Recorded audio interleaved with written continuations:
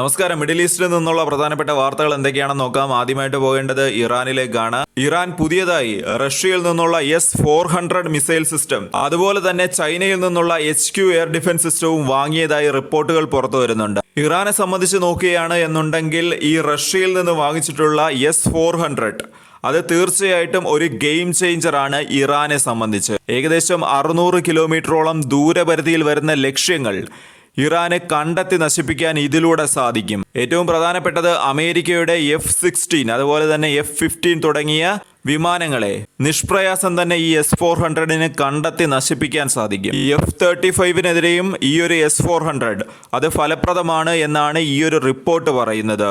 നമ്മൾ നോക്കുകയാണ് എന്നുണ്ടെങ്കിൽ ഇസ്രയേലിന്റെ പക്കൽ ഈ ഒരു സമയത്ത് ഏകദേശം 175ഓളം F-16 ഇസ്രയേലിന്റെ പക്കലുണ്ട്. ഏകദേശം 66ഓളം F-15കൾ ഇസ്രയേൽ ഓപ്പറേറ്റും ചെയ്യുന്നുണ്ട്. F-35ന്റെ കാര്യം എടുക്കുകയാണെന്നുണ്ടെങ്കിൽ ഏകദേശം 39ഓളം F-35കൾ ഇസ്രയേൽ ഓപ്പറേറ്റ് ചെയ്യുന്നുണ്ട്. ചുരുക്കത്തിൽ ഇറാൻ തങ്ങളുടെ ബോർഡറുകൾ അതൊന്നുകൂടി സുരക്ഷിതമാക്കുകയാണ്.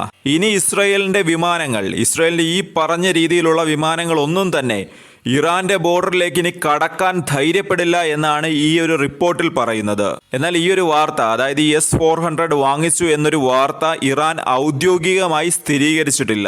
എന്നാൽ ഇറാനിൽ നിന്നുള്ള മാധ്യമങ്ങൾ ഈ ഒരു വാർത്ത റിപ്പോർട്ട് ചെയ്യുന്നുണ്ട്. അതിനിടെ ഇസ്രയേലിനെ വീണ്ടും ആശങ്കയിൽ ആഴ്ത്തിക്കൊണ്ട് മറ്റൊരു റിപ്പോർട്ട് പുറത്തു വരുന്നുണ്ട്. ഇസ്രയേൽ ഇറാൻ യുദ്ധത്തിൽ പങ്കെടുത്ത ഇസ്രയേലി കമാൻഡോകൾ, അതിൽ പങ്കെടുത്ത ഡ്രോൺ ഓപ്പറേറ്റേഴ്സും എയർഫോഴ്സിലെയും എല്ലാം തന്നെ ഉദ്യോഗസ്ഥരുടെ രഹസ്യ വിവരങ്ങളെല്ലാം തന്നെ ഇറാന്റെ കൈവശം എത്തിയെന്നാണ് ഈ ഒരു റിപ്പോർട്ടിൽ പറയുന്നത്. യുദ്ധത്തിൽ പങ്കെടുത്ത സൈനികരുടെ വിശദമായ ഒരു റിപ്പോർട്ട് ഇപ്പോൾ ഇറാന്റെ പക്കലുണ്ട് എന്നാണ് വാർത്തകൾ പുറത്തു വരുന്നത്. ഇത് സംബന്ധിച്ചിപ്പോൾ റിപ്പോർട്ട് ചെയ്തിരിക്കുന്നത് പ്രസ് TV എന്ന് പറയുന്ന ഒരു മാധ്യമമാണ് ഇത് സംബന്ധിച്ചുള്ള റിപ്പോർട്ടുകൾ പുറത്തുവിടുന്നത്. ഇസ്രയേൽ തങ്ങളുടെ രഹസ്യങ്ങൾ അവ അതീവ രഹസ്യമായി സൂക്ഷിക്കാൻ മിടുക്കരാണ് എന്നാണ് പൊതുവെ വിലയിരുത്തപ്പെടുന്നത്. പല കാര്യങ്ങളും, ഇസ്രയേലിനുള്ളിൽ നടക്കുന്ന പല കാര്യങ്ങളും പുറത്തേക്ക് വരാറില്ല. അതായത് പത്രമാധ്യമങ്ങളിലൂടെ പോലും അത്തരം വിവരങ്ങൾ പുറത്ത് വന്ന് കണ്ടിട്ടില്ല. ഇത്തരമൊരു സാഹചര്യത്തിലാണ് ഇസ്രയേലിന്റെ തന്നെ ഏറ്റവും പ്രധാനപ്പെട്ട വിവരങ്ങൾ ഇപ്പോൾ ഇറാന്റെ കൈക്കലെത്തി എന്ന് വാർത്ത പുറത്തു വരുന്നത്. എന്നാൽ ഈ ഒരു റിപ്പോർട്ടുമായി ബന്ധപ്പെടുത്തി ഇതുവരെ ഇസ്രയേൽ യാതൊരുവിധ പ്രതികരണവും നടത്തിയിട്ടില്ല. മറ്റൊരു വാർത്ത പുറത്തു വരുന്നത് ഇസ്രയേലി സിറ്റികളിൽ സംശയാസ്പദമായിട്ടുള്ള തീപിടുത്തവും അതുപോലെ തന്നെ പൊട്ടിത്തെറികളും ഉണ്ടായിട്ടുണ്ട് എന്ന രീതിയിൽ ഒരു വാർത്ത പുറത്തു വരുന്നുണ്ട്. അവിടെയുള്ള മാധ്യമങ്ങൾ തന്നെയാണ് ഇത്തരം ഒരു വാർത്ത ഇപ്പോൾ പുറത്തുവിട്ടിരിക്കുന്നത്. പ്രദേശവാസികൾ പറയുന്നത് ഇത്തരം സംഭവങ്ങൾ അത് നിരന്തരമായി വർദ്ധിച്ചുകൊണ്ടിരിക്കുകയാണ് എന്നാണ്. എയർ കണ്ടീഷൻ, അതുപോലെ തന്നെ ലിഥിയം ബാറ്ററികൾ, ട്രാൻസ്ഫോമറുകൾ തുടങ്ങിയ നിരവധി ഉപകരണങ്ങൾ ഇപ്പോൾ പൊട്ടിത്തെറിക്കുകയാണ് എന്നാണ് അവിടെ നിന്ന് വരുന്ന മാധ്യമ റിപ്പോർട്ടുകൾ. എന്നാൽ ഇത്തരം ഒരു സാഹചര്യം തീർച്ചയായിട്ടും ജനങ്ങൾക്കിടയിൽ പരിഭ്രാന്തി വരുത്തിയിട്ടുണ്ട്. ഈ വാർത്ത സംബന്ധിക്കുന്ന സ്ക്രീൻഷോട്ടും ഞാനിവിടെ കൊടുത്തിട്ടുണ്ട്. എന്നാൽ ഇസ്രയേൽ ഇത് സംബന്ധിച്ച് കൂടുതൽ വിവരങ്ങളൊന്നും തന്നെ ഇതുവരെ പുറത്തുവിട്ടിട്ടില്ല.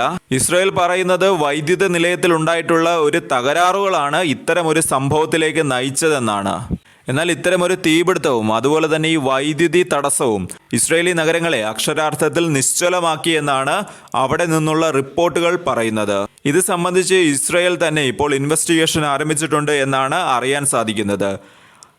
എന്താണ് അവിടെ നടക്കുന്നത്, ഇത് സംബന്ധിച്ചൊരു ക്ലിയർ പിക്ചർ ഇതുവരെ പുറത്തു വന്നിട്ടില്ല. അവിടെ നിന്നുള്ള മാധ്യമങ്ങൾ കൂടുതൽ വാർത്ത പ്രസിദ്ധീകരിക്കുന്നതിനനുസരിച്ച് മാത്രമേ എന്താണ് അവിടെ നടന്നത് എന്നതിനെക്കുറിച്ചൊരു ക്ലിയർ പിക്ചർ നമുക്ക് കിട്ടുകയുള്ളൂ. പലരും പല രീതിയിലുള്ള സംശയങ്ങളൊക്കെ ഉന്നയിച്ചു തുടങ്ങുന്നുണ്ട്. അതായത് ഇതിന് പിന്നിൽ ആരെങ്കിലും ഉണ്ടോ ഇല്ലയോ എന്നുള്ള സംശയമെല്ലാം തന്നെ പലരും ഈ ഒരു സാഹചര്യത്തിൽ ഉന്നയിക്കുന്നുണ്ട്. എന്നിരുന്നാലും കാത്തിരുന്ന് തന്നെ കാണാം എന്താണ് ഇതിനെല്ലാം പിന്നിൽ, ആരാണ് ഇതിനെല്ലാം പിന്നിൽ എന്നതിനെക്കുറിച്ചൊന്നും പുറത്തേക്കൊന്നും വന്നിട്ടില്ല. ഇനിയുള്ള ദിവസങ്ങളിൽ അത് സംബന്ധിച്ചുള്ള വാർത്തകൾ ഒരുപക്ഷെ വന്നേക്കാം.